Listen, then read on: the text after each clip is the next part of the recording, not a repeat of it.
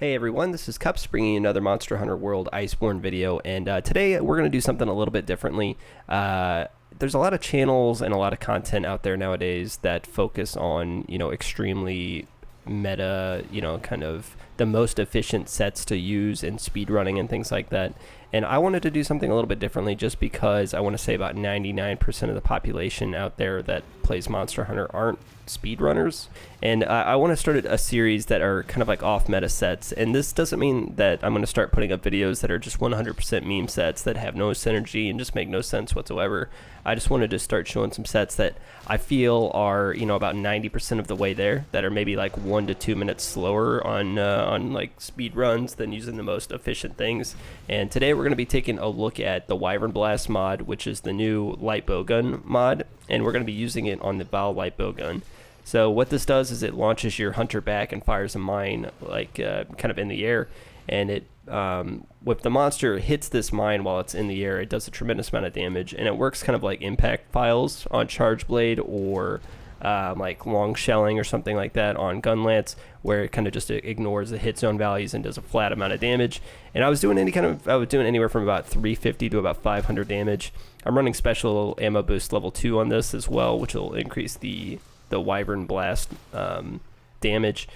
But and we're also going to be running focus on this set, because focus, a lot of people don't know this as well, but focus makes your light bowgun mines come back faster. So each level of focus is 5 seconds, so it goes from 5, 10 to 15 seconds off.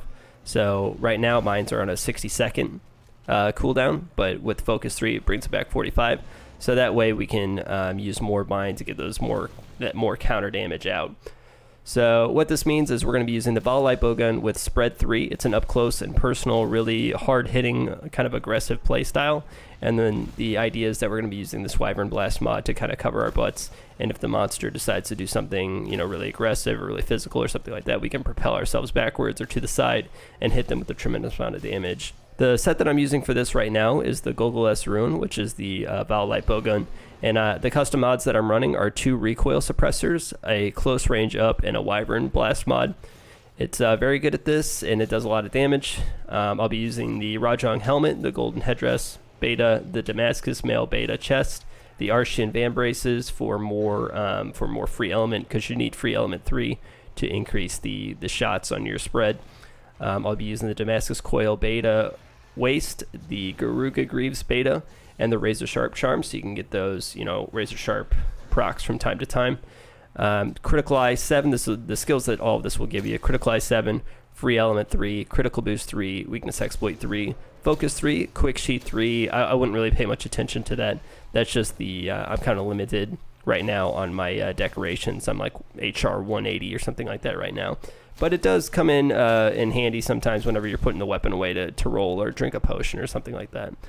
Divine Blessing 3, and I think sometimes this is pretty necessary on some gunner things, on some gunner sets if you could fit it, because some of these monsters will just literally one-shot you with really quick attacks, so that's not really what we're looking for.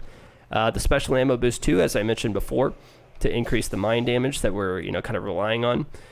Spread 1, I'm not running Spread 2 just because Spread 2 only gives you 5% more damage, and most of the time it really only gives you about 1 extra pellet damage. And the Razor Sharp at the end, and what I have in my Impact Mantle Plus is another level of spread and 1 level of Slugger, because Slugger got buffed from 10% to 20% on level 1s. But what you can do is this set does have some decent amount of flexibility. So instead of, let's say you're not a big fan of the slow reload, and that's kind of what the biggest problem is right now, is that it does make your character stationary so that you have to reload, so you need to position yourself properly or wait for a monster to whiff or something like that. So what you can do, instead of running, if you don't want to do the Wyvernblast mod or something like that, you can just do 2 recoil suppressors and then 2 reload speed things, and then it'll give you the normal reload as well.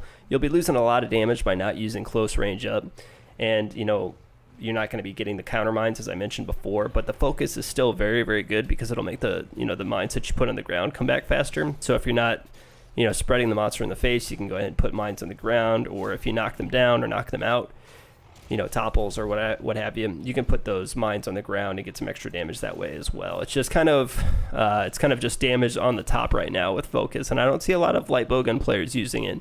and I think that's kind of a shame because it's pretty good. The set will also give you 100% crit whenever you're hitting tenderized weak points, like if you're hitting the face or something like that. I think it's a pretty good set to use, especially against monsters that take a lot of face damage. Teostra or Kushaladora or Velkhana or something like that. Monsters that get toppled from a lot of face damage. That way you won't be relying specifically on your impact mantle. So you can get a couple topples or something like that on a monster, and whenever it's down, you can go ahead and put your impact mantle on and keep smacking the monster in the face and get another topple, and that will give you more opportunities to keep your tenderize up and what have you. The only thing that gets a little wonky, and I think this is kind of just a problem with the Clutch Claw just in general, is keeping the tenderize up and being able to wall bang and all that stuff, so you get that free damage. But a good strategy for this that a lot of the speedrunners found is whenever you open up a hunt, you go ahead and you Clutch Claw to the face and you spin the monster 3 times with circle and then end it with a triangle there, and then that counts as a tenderize off of 1 Clutch Claw, which is really nice. So you'll be able to start off the hunt with the monster tenderized and some slinger ammo from that. So after that happens, you can go ahead and put a trap down, like a pitfall or a shock trap or something like that, throw on your impact mantle, and then start pounding the face and, getting those stuns off and what have you. That way you get a lot of momentum going. I feel like Iceborne is a lot about momentum.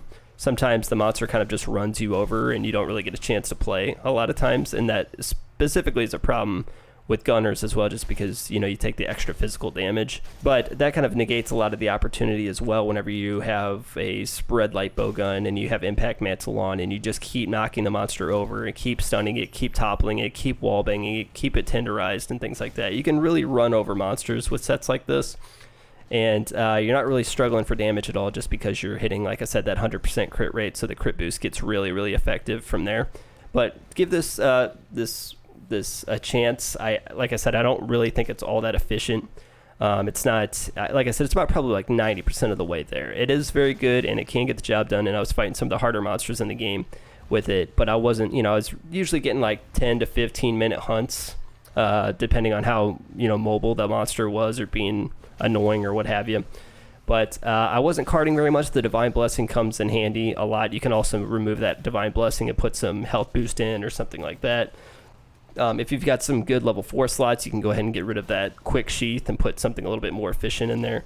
Just make sure that you keep the crit up, the special ammo boost, and the focus, of course, is kind of the whole point of the set. You can also put in some Mind's Eye Ballistics, give yourself a little bit more distance so you're not so close up to the monster's face. I think some of the strengths of it is kind of like I said before, the knockdown potential, pretty high damage. The countermines are a blast to play with. It's so much fun to just kind of stagger monsters and topple monsters out of their own attack whenever you hit them in the face with a mine and what have you. But some of the weaknesses, of course, I think kind of come with gunners just in general.